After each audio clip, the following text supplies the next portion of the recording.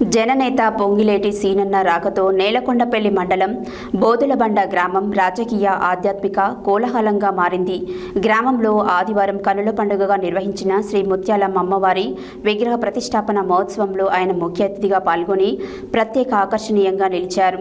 మంగళ వాయిద్యాల మోతలు, భక్తుల జయ ధ్వానాల నడుమ ఆలయానికి చేరుకున్న మంత్రి పొంగిలేటి అమ్మవారిని దివ్య స్వరూపాన్ని దర్శించుకొని ప్రత్యేక పూజలు నిర్వహించారు. జననేత పొంగులేటి సీనన్న రాకతో నేలకొండపల్లి మండలం బోదులబండ గ్రామం రాజకీయ ఆధ్యాత్మిక కోలాహలంగా మారింది. గ్రామంలో ఆదివారం కన్నుల పండుగగా నిర్వహించిన శ్రీ ముత్యాలమ్మ అమ్మవారి విగ్రహ ప్రతిష్టాపన మహోత్సవంలో ఆయన ముఖ్య అతిథిగా పాల్గొని ప్రత్యేక ఆకర్షణగా నిలిచారు. మంగళ వాయిద్యాల మూతలు, భక్తుల జయ ధ్వనాల నడుమ ఆలయానికి చేరుకున్న మంత్రి పొంగులేటి అమ్మవారి దివ్య స్వరూపాన్ని దర్శించుకుని ప్రత్యేక పూజలు నిర్వహించారు. అనంతరం ఆలయ ప్రాంగణంలో భక్తుల కోసం ఏర్పాటు చేసిన మహాన్నదాన వితరణను ఆయన ఘనంగా ప్రారంభించి స్వయంగా వడ్డించి అందరినీ ఆకట్టుకున్నారు.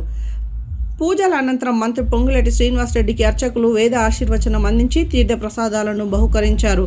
ఈ సందర్భంగా మంత్రి మాట్లాడుతూ గ్రామీణ ప్రాంతాల్లో ఇలాంటి ఆధ్యాత్మిక వేడుకలు ప్రజల మధ్య ఐక్యతను, సౌభ్రాతృత్వాన్ని పెంపొందిస్తాయని, ఆ ముత్యాలమ్మ అమ్మవారి కృపా కటాక్షాలతో రాష్ట్ర ప్రజలంతా ఆయురారోగ్యాలతో వర్ధిల్లాలని, సకాలంలో సమృద్ధిగా వర్షాలు కురిసి తెలంగాణ పాడి పంటలతో సుభిక్షంగా ఉండాలని ఆకాంక్షించారు. గ్రామీణ ప్రాంతాల సమగ్ర అభివృద్ధికి ప్రభుత్వం నిరంతరం కట్టుబడి ఉంటుందని స్పష్టం చేశారు.